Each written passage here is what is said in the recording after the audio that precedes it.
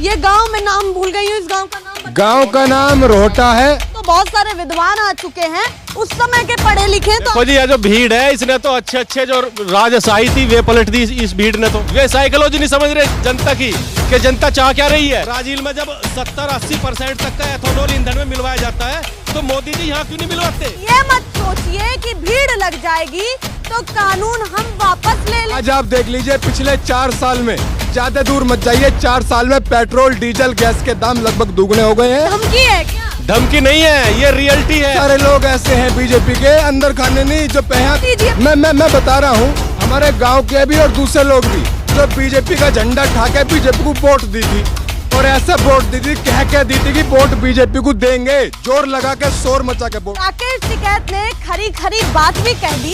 तुम्हें समझो तुम हो नाबालिग, यहाँ आने योग। नमस्कार, एक बार फिर से आप सभी का स्वागत है। मैं आपके साथ मीरा राजपूत, मेरे खास प्रोग्राम के साथ जमीनी हकीकत धरातल पर उतर चुके हैं, धरातल की खबर दिखा रहे हैं और ये पीछे भीड़ भी आप देख रहे हैं। नरेंद्र सिंह तोमर ने इसी भीड़ को कहा है कि ये मत सोचिए कि भीड़ लग जाएगी तो कानून हम वापस ले लेंगे। वही लोग हैं, वही किसान हैं, असली किसान हैं। किसानों की जंग बड़ी और छोटी की भी है, तो तमाम मुद्दे हैं, तमाम बातें हैं, उन पर चर्चा करेंगे।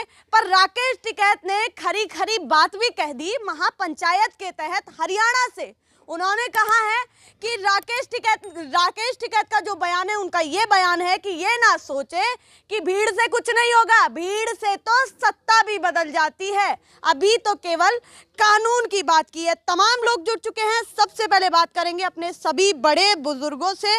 सबसे पहले आपसे जानना चाहूंगी, गांव का नाम बता दीजिए। गांव का नाम है जी रोहटा, जिला मेरठ। चलिए, इतना एड्रेस बहुत है, अपना नाम भी बता दीजिए। नाम मेरा मनुदेव है जी। तो अब किसानों को जिस तरीके से सरकार देख रही है, वो तो कहती है कि आपको इतने फायदे देने की कोशिश की, आप फायदा जो है ले नहीं पाए, गलती आपकी है, अब हम इसमें कुछ नहीं कर सकते। अब उन्होंने भीड़ को लेकर के भी सवाल किया, जो मैंने अभी आपको बताया।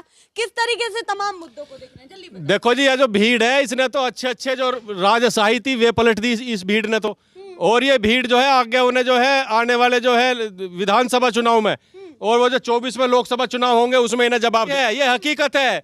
वे साइकोलॉजी नहीं समझ रहे जनता की कि जनता चाह क्या रही है। अरे क्या साइकोलॉजी है जनता की या किसान की, ये बताइए। हमारी साइकोलॉजी है, हमारी तो शुद्धि सी है, हमें हमारी फसलों के रेट दे दो उचित, हमें और कुछ नहीं चाहिए।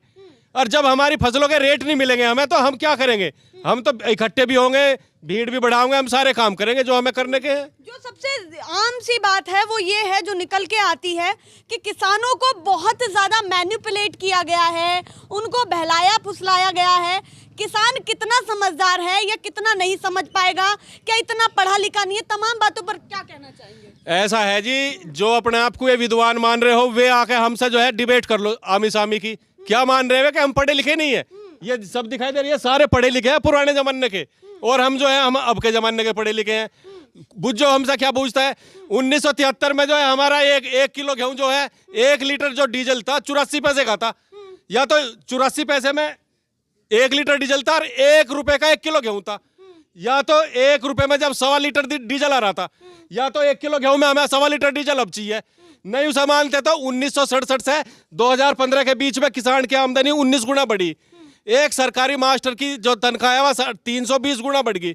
एक जो फौजी है, जो जज हैं और जितने भी डिपार्टमेंट है, सबकी जो है 200 से 300 गुना बढ़ गई। मतलब जिसके आगे सरकारी लग गया उसको दुगना फायदा, दुगना नहीं 200 गुना फायदा, और हमें जो है हमें 19 गुना फायदा। क्या करेंगे हम जब हमारी जो लागत है वही निकल के नहीं आ रही, तो क्या करेंगे? चलिए और लोगों से भी बातचीत कर लेते हैं।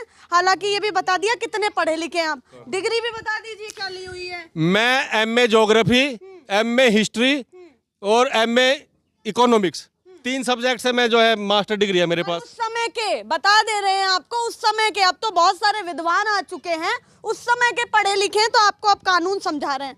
आप अपना नाम बताइए। बेटी मैं तुम्हें समझो तुम हो नाबालिग, यहाँ आने योग भी नहीं हूँ, मैं कुछ नहीं कर सकता, मैं कुछ नहीं कह सकता। अच्छा, इनका कहना है यहाँ नाबालिग हैं तो यहाँ आने योग्य भी नहीं है। चलिए चलिए, अच्छा एक बात बताइए, इतनी दिक्कत हो जाती है क्या हमारे गांव में आने से? नहीं दिक्कत का क्या मतलब? अभी ताऊ कह रहे थे। नहीं वे ऐसा ही हो रहा, दिक्कत का क्या मतलब? चलिए, दिक्कत कुछ नहीं है, सबकी अपनी अपनी बात है। उनके हिसाब से नाबालिग हैं, उनके हिसाब से पत्रकार हैं, और बहुतों के हिसाब से बेटियां हैं जो बेटियों को आगे बढ़ाने की भी बात कर रहे हैं, पीछे हाथ भी खींच रहे हैं। चलिए, तमाम बातें हैं। अब आपसे शुरुआत करती हूँ। आप ही हैं वो जिन्होंने अपनी फसल को नष्ट किया। अब मेरा सवाल आपसे ये बन जाता है कि सरकार अगर आप पर अब कार्रवाई करती है या कुछ भी होता है तो अब क्या करेंगे? सरकार क्यों क्या कार्रवाई कर देगी? सरकार की फसल जोतती, मैंने अपनी जोतती। हाँ जी, क्या कर देगी सरकार? सरकार का कुछ ले रखा, सरकार का लोन ले में ब्याज ले में, सरकार क्या कर देगी? मारा आम जनता पिस रही है ना, बार बार मैं आपसे एक ही बात। हाँ जी, आम जनता कैसे पिस रही? सरकार पिस रही, किसान पिस रहा, सरकार पिस रही। मजदूर कहाँ जाएंगे जब जमीन खेती खोद से लग रही है? मजदूर कहाँ जाएंगे? देखिए, 3 कानून जो बनाए, बार बार वही बात। हाँ। अब तो सब बोर हो गए होंगे अभी तक, ऐसा लग रहा है, क्योंकि सरकार तो बोर ना हो रही, सरकार बोर नहीं हो रही, वह थोपने के चक्कर में हम थुपवा में नहीं। अच्छा, हाँ जी, हम ना थुपवा में। ये मुद्दा दबेगा नहीं? नहीं, क्या मतलब? क्या 2022 में ये मुद्दा कितना दिखने वाला है? कितना सरकार को पलट देंगे, तख्ता पलट। अच्छा, तख्ता पलट की तैयारी है? बिल्कुल बिल्कुल बिल्कुल, उससे नीचे कोई बात नहीं। ना उससे नीचे है ही नहीं। अगर सरकार से बात की जाए कि अगर सरकार से जो है आपको रजामंदी बनानी है, थोड़ा सा आपको भी आगे बढ़ना है, उनको भी आगे बढ़ना है, तो फिर क्या होगा? सरकार का रहना हमारे से है, सरकार को सरकार बना रहना पड़ेगा, तो हमारे से बात करनी पड़ेगी। सरकार को तो हम पलट देंगे। सत्ता में चाहिए तो हाँ, आपसे आया, हमारे से बातचीत मिलना करें। पड़ेगा, बातचीत करनी पड़ेगी।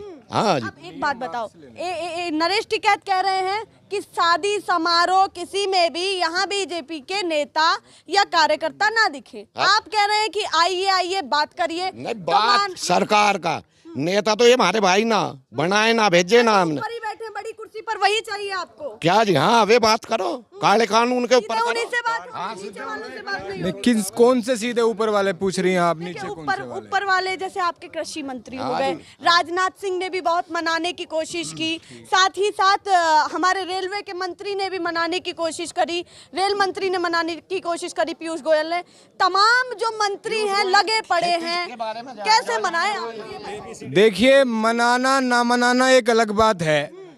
अभी टिकैत साहब को प्रधानमंत्री जी ने कहा था मैं किसानों से एक फोन कॉल पर दूर हूं, ये प्रधानमंत्री ने कहा। और लगातार उससे अगले दिन से लगातार राकेश टिकैत ये कह रहे हैं वो नंबर मुझे बता दो, कौन से कॉल से वो दूर है, मैं मिला लूंगा फोन। तो फिर वो नंबर कहाँ है?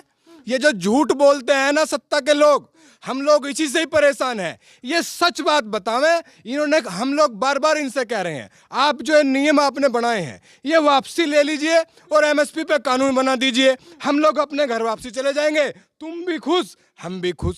लेकिन बार बार सरकार क्या कह रही है? ना तो एमएसपी पे कानून बनेगा और ना नियम वापस लेंगे, संशोधन कर देंगे। संशोधन पे ना तो हमारे किसान नेता मानने को तैयार है, ना ये किसान ना ये मानने को तैयार है। उसका कारण है क्यों नहीं मानने को तैयार है, वो कारण ये है, ये जो नियम बने हैं ये नियम किसानों के लिए बने हैं, व्यापारियों के लिए नहीं बने। और जब किसान ये कह रहा है कि ये नियम वापसी कर लो, हमें नहीं चाहिए ये नियम, तो सरकार को दिक्कत क्या? हमारे लिए, हम नौजवानों के लिए, हमारे पिताजी के लिए, हमारे बाबा के लिए, हमारे किसान बुजुर्गों के लिए, किसान परिवार के लिए, खेती के लिए कि नियम बने हैं, व्यापारियों के नियम लिए नहीं बने हैं। ये नियम वापसी कर लें, जब किसान नहीं चाहता है वापसी ले लें, दिक्कत क्या है? किस तरीके से बॉर्डर पर विपक्षी पार्टियां भी आई, उनका भी साथ मिला, तो अब इसको विपक्षी विचारधारा के तौर पर भी देखा जा रहा है कि कहीं ना कहीं वही जोर मार रहा है जो विपक्ष का डर था कि उन्हीं की बोली बोलेंगे, अब वही दिख रहा है। उस पर क्या जवाब देना है? जब कांग्रेस की सरकार थी, जब उसमें आंदोलन होने थे, क्या ये भाजपा वाले नहीं जा करते थे? जब ये जा करते थे, आज दूसरे को कैसे विपक्ष बता रहे हैं? क्या ये विपक्ष में नहीं रहे? देखिए, विपक्ष का काम होता है कि अगर कोई देश में ऐसी चीज हो रही है, विपक्ष को जाके वो अच्छी कर दी जाए, तो विपक्ष को जाना चाहिए। वहाँ कोई पॉलिटिकल नेता वहाँ जाते हैं, वो अपनी पार्टी का टोपी झंडा नहीं लेके ना जाते। जैसे लोकदल पार्टी है या समाजवादी पार्टी है या कोई अन्य पार्टी है, कोई भी पार्टी है, क्या उसमें किसानों के नेता नहीं है? क्या उसके कार्यकर्ता किसान नहीं है? सब किसान हैं। ये जितने लोग यहाँ हैं, लोकदल के लोग भी हैं, क्या ये किसान नहीं है क्या? अगर सभी पार्टियों में किसान नेता हैं तो बीजेपी में भी होने चाहिए। बीजेपी के कितने लोग आपने देखे जो बॉर्डर पर आपको दिखे? बहुत सारे लोग ऐसे हैं बीजेपी के, अंदर खाने नहीं, जो मैं बता रहा हूँ, हमारे गांव के भी और दूसरे लोग भी जो बीजेपी का झंडा ठाके बीजेपी को वोट दी थी और ऐसे वोट दी थी, कह दी थी कि वोट बीजेपी को देंगे, जोर लगा के शोर मचा के वोट दी थी, वो बॉर्डर पे गए। आज उनके ट्रैक्टरों के नोटिस आ रहे दिल्ली पुलिस के।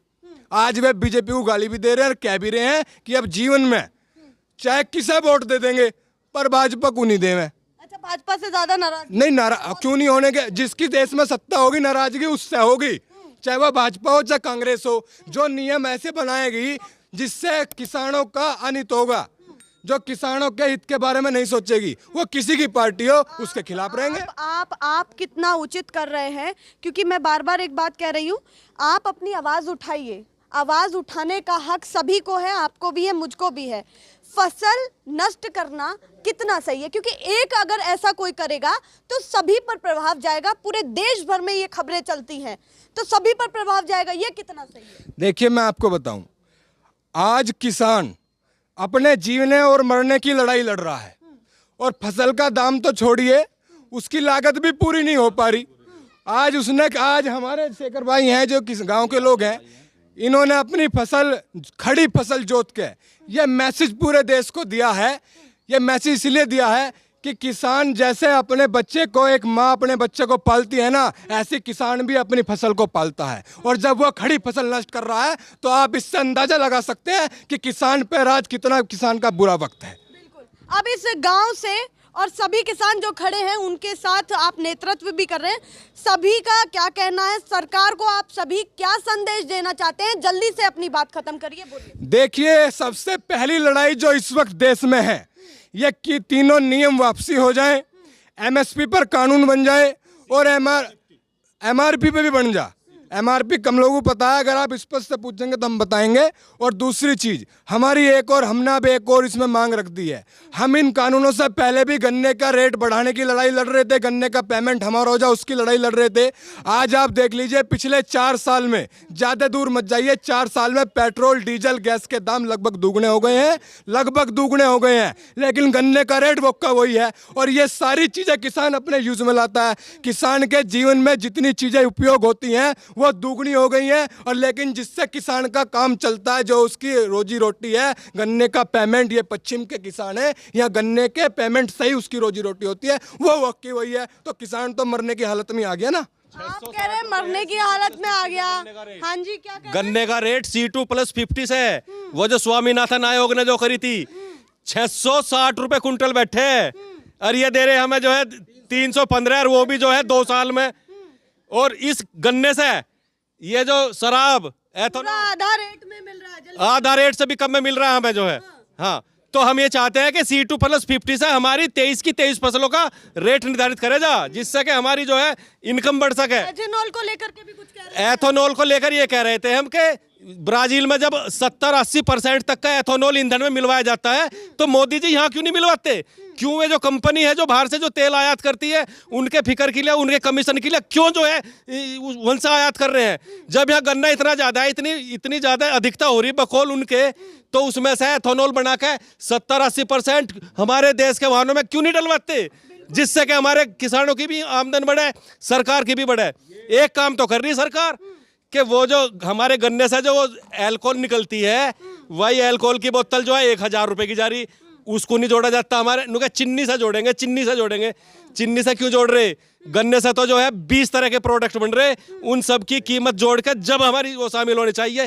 क्या मानते हैं कि ऐसी लट चलेगा जैसा पहले था? ये अंदर तक की पोल खोली है, बिल्कुल नीचे, धरातल से नीचे भी बातें की हैं। आप समझ लीजिए गन्ने के क्या क्या फायदे आप उठा रहे हैं और कितना इनको मूल्य मिल रहा है। बिल्कुल आधे की बात की है कि आधे से भी कम मिल रहा है, और वो भी जब आप अधिकारियों से भिड़िए, बात करिए, जाइए, चक्कर काटिए, जब इनको सारी सुविधाएं मिल रही है। अच्छा, धरने देने पड़े मिल पे। ये हमारे यहाँ बहुत पहले सन 67 के टाइम में महाराज सिंह भारती सांसद रहे थे। ये उन्होंने सरकार के सामने भी ये रखा था प्रपोजल, एथनॉल, गन्ने से एथनॉल बनाने का। तो हम लोग, बहुत पुरानी हमारी ये मांग है, और वास्तव में अगर सरकार ये कर दे, गन्ने से एथनॉल बन जाए, तो किसानों का जीवन बच जाएगा। वास्तव में ये बात है। इथेनॉल की बात भी जोड़ ले रही है। या फिर एक बात कहते हैं, जो सरकार एल्कोहल उससे ले रही है मिल वालों से, हम अपने कोल्लू काट देंगे और उसमें एथेनॉल बनाओगे, जैसे दूध इकट्ठा करती है 2-2 4-4 लीटर, ऐसे ही जो है हम 10-10 20-20 लीटर एल्कोहल देंगे सरकार को। जो सरकार मिल वालों पर टैक्स लेती है वो टैक्स देंगे हम। करो सरकार में अगर हिम्मत है, अगर सरकार में हिम्मत है करो। बिल्कुल खुली चुनौती आपको दी जा रही है। लास्ट मेरा प्रश्न है एक, और वो लास्ट प्रश्न है महंगाई पर, जिसकी आपने बात की। महंगाई जिस तरीके से बढ़ रही है, उधर बीजेपी के एक नेता भी कह रहे हैं, मनोज तिवारी, नाम बता देती हूँ, कहा कांग्रेस की सरकार होती तो 200 मिलता आपको, अभी तो कम से कम 100 पे टिका हुआ है। उस बात से कितना सहमत है? देखिए, उन्हें मनोज तिवारी जी को पूरा सब लोग जानते हैं, उन्हें राजनीति की समझ नहीं है। और ये तो ऐसे लोग सत्ता में आ गए हैं, जब भी इनसे कोई बात पूछी जाती है ये कहते हैं तो 70 साल से होता आ रहा। हम लोग युवा हैं, हम लोग ये कह रहे हैं कि जो देश में जिसकी सरकार होगी हम बात उससे करेंगे। हमने तो पुरानी बात ही नहीं करी, वो 200 रुपये बता रहे, 500 रुपये बता रहे, हमारा उससे कोई मतलब नहीं है। हमारा मतलब ये है कि हम, अगर आप 100 रुपये पेट्रोल आपने कर दिया लगभग, तो आप गन्ने का रेट भी 600 कर दो ना, हम एडजस्ट कर लेंगे। बिल्कुल सही बात। जिस तरीके से आप ईंधन का रेट बढ़ा रहे हैं, वैसे इनकी पैदावार का भी रेट बढ़ा दीजिए।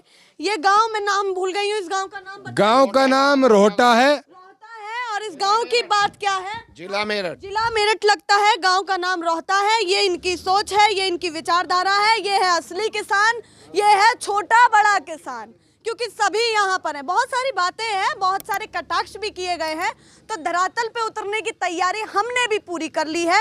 ऐसे ही आपको खबरें दिखाते रहेंगे। अब जाएंगे दूसरे गांव और चलेंगे वास्तविकता से, आपको सामना कराएंगे, सरकार को भी सामना कराएंगे। पर फिलहाल के लिए नमस्कार।